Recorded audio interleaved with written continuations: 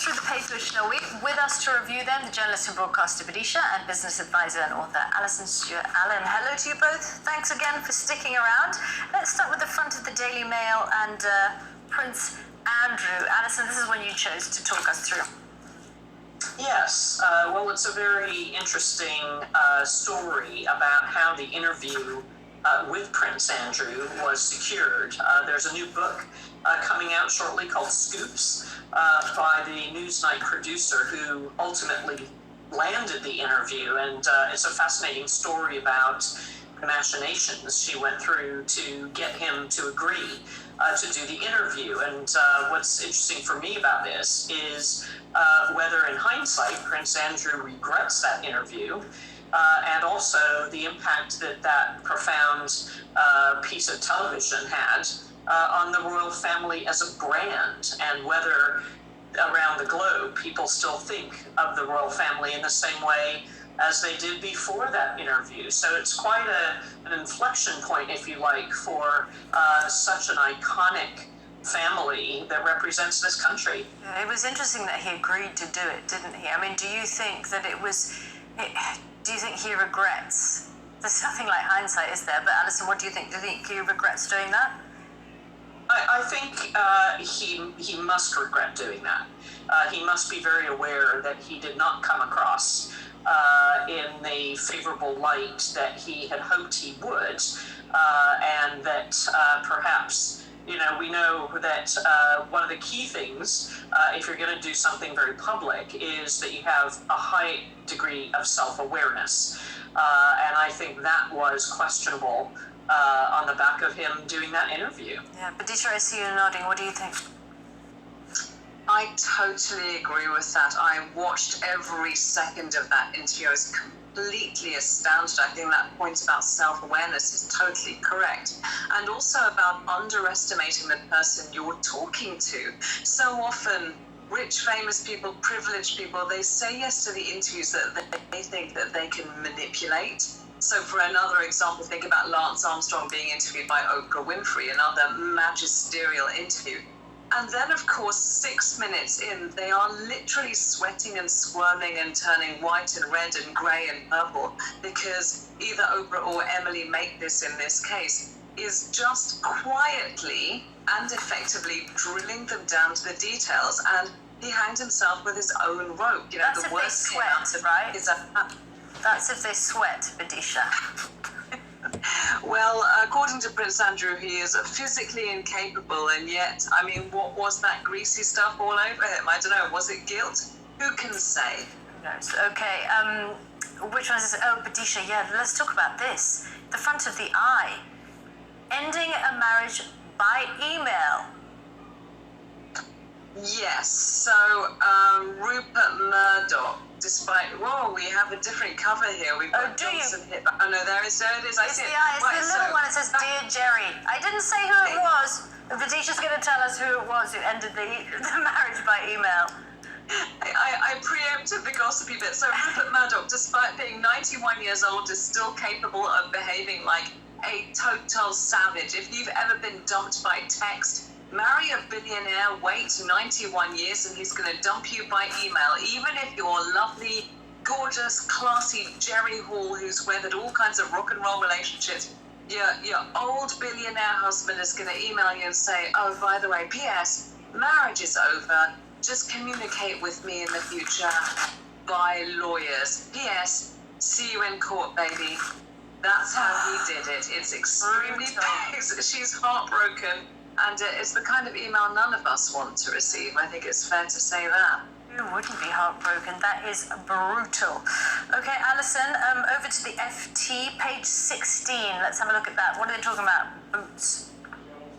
Yes, well, the owners of Boots, which is a U.S. company called Walgreens, which is a large chain of pharmacies, much like Boots, but in the U.S., they've decided as the owners to not pursue the sale of Boots at this time. So it has been on the market as a retailer for some time. There have been a number of interested parties. Is it an attractive? Who have expressed... Say again? Is it an attractive, I don't know, brand to get? One would assume.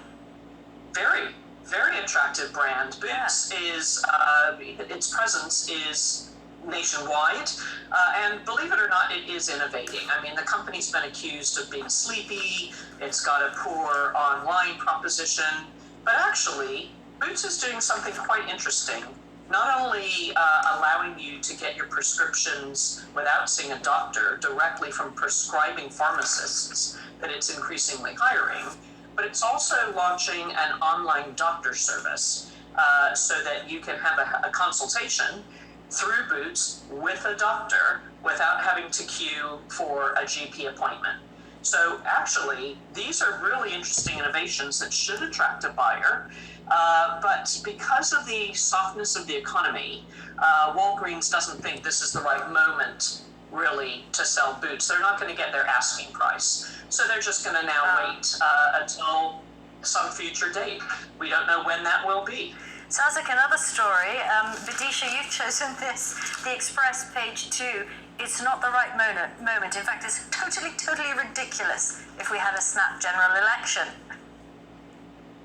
Yes, so speaking about squirmy interviews, which we were a few minutes ago, Boris Johnson, the PM, is currently enjoying a lovely diplomatic jaunt in New Zealand, and he did an interview where he was asked quite a pointed question, which is, are you going to have a snap He's election? not in New Zealand. Jacinda Ardern is here.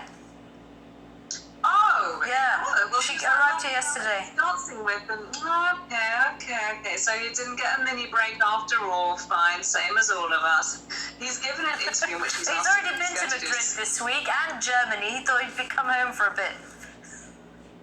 All I've done is go to Boots and touch all the lip glosses in a final fond farewell if it does get sold off to a multi-million conglomerate. Anyway, Boris Johnson said that he's totally not going to go for a snap election. I think he's got a huge burst of confidence after surviving that no confidence vote, even though 41% of his own MPs were against him. But that leaves a big chunk who were in favour. I do think that this kind of confidence that people see in Boris Johnson and that his enemies don't like is weirdly justified if you see it from his point of view. He's weathered so many scandals. He's weathered Partygate. He's weathered COVID somehow. And so he has a lot of justification in feeling like, well, why should I have a snap election? Why should I stand down? He's already talking about the next scheduled election and carrying on in his political career. So as distasteful as his political enemies might see it, he has good cause on the surface of it to think that he's going to be in power for a long time. Okay, the Times. The Times, I'm looking at the headline and thinking about my life choices, Alison. Yes, well, indeed, what's quite interesting is if you wanted to go into the legal profession, now would be a very good time to do that. So you're looking now at starting salaries on average $120,000 for newly qualified. So we're talking about graduates with law degrees who are maybe in their mid-20s, starting on salaries such as these. Now, these salaries that UK law firms are paying have gone up around 24% in just about over a 12-month period. And one might say, well, why is this? Well, a couple of things. Firstly, on the back of the pandemic appearing to recede, although we now know it's resurging, lawyers are super busy. And they're catching up on 2 years worth of transactions, and they're in high demand. And certainly what's interesting is that the US law firms here in the UK, in London in particular, are paying whatever it takes to attract and retain these newly qualified lawyers. So some of these salaries are £150,000, £160,000 a year, and that means that the British law firms are going to have to match that if they want to attract and keep these talented people.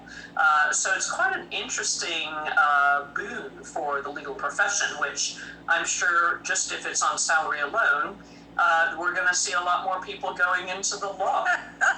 Okay, well, I've got to go and Google law school admissions. We're going to take a break and we'll we'll see you next time. Vidisha and Alison. Oh, I've lost all my paper. Thank you so much.